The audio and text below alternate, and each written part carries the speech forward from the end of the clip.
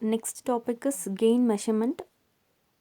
In this gain measurement, we have two ways of two-way method.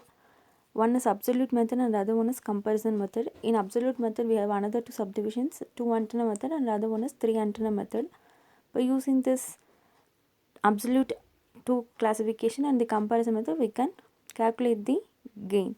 So first we see the two antenna method. Two antenna means we are considering two antennas.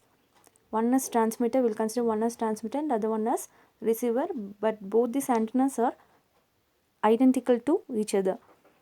By using the Friis transmission formula, we are going to calculate the gain. Friis transmission formula we have already studied in module 1. By using that formula, we are going to calculate the gain. So we know PR is received power, PT transmitted power, GT and GR are the gain of the transmitter and receiver, lambda is the wavelength, R is the spacing between the elements.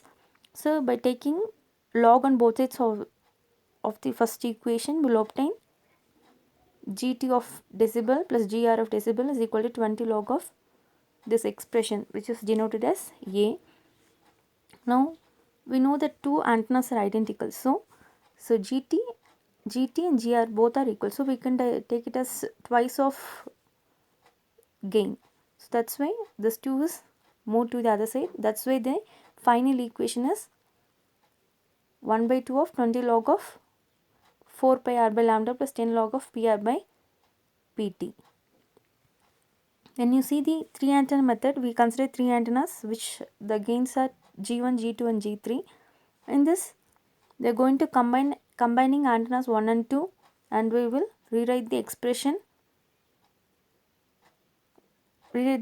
as equation number A, and we are denoting it as X, and by combining antenna 1 and 3, that means antenna 1 is transmitter and 3 is the receiver. According to that, we are rewriting the A equation and denoting it as equation Y. And third, we are combining antenna 2 and 3, and again we are by using the Friis transmission formula, we are expressing the gain equation. So by solving these three X, Y and Z expression, we can obtain the value for gain G1, G2 and G3. So antenna 2 is nothing but we consider two antennas, but these two antennas are identical to each other. By using the Friis transmission formula, we are going to calculate the gain value. As similarly, the three antenna, we are considering three antennas. In this we undergo three combinations, antenna 1 and 2, 1 and 3 and 2 and 3. And based on the Friis transmission formula, we are going to calculate the gain. And the next method is comparison method. Comparison method, when you see the experimental setup, here also the same three antennas is used, and the gain of the three antennas is G1, G2 and G3. When you see the experimental setup, the transmitter side, the gain is denoted as G1, and at the receiver side we have reference antenna as well as the AUT, that is antenna under test. The gain of the reference antenna is denoted as G2 and the gain of the antenna under test is denoted as G3. Comparison method is nothing but by comparing or with the help of the reference antenna, because reference antenna's gain is known gain value, antenna under test which is unknown gain value. We are going to calculate the unknown gain, that is antenna under test gain G3 value with help of with reference to the reference antenna gain value G2. That's why the method is called as comparison method. This 1 and 2 are the position of the switch. By keeping the switch at position 1, by using the same to calculate the gain measurement, we are using the Friis transmission formula.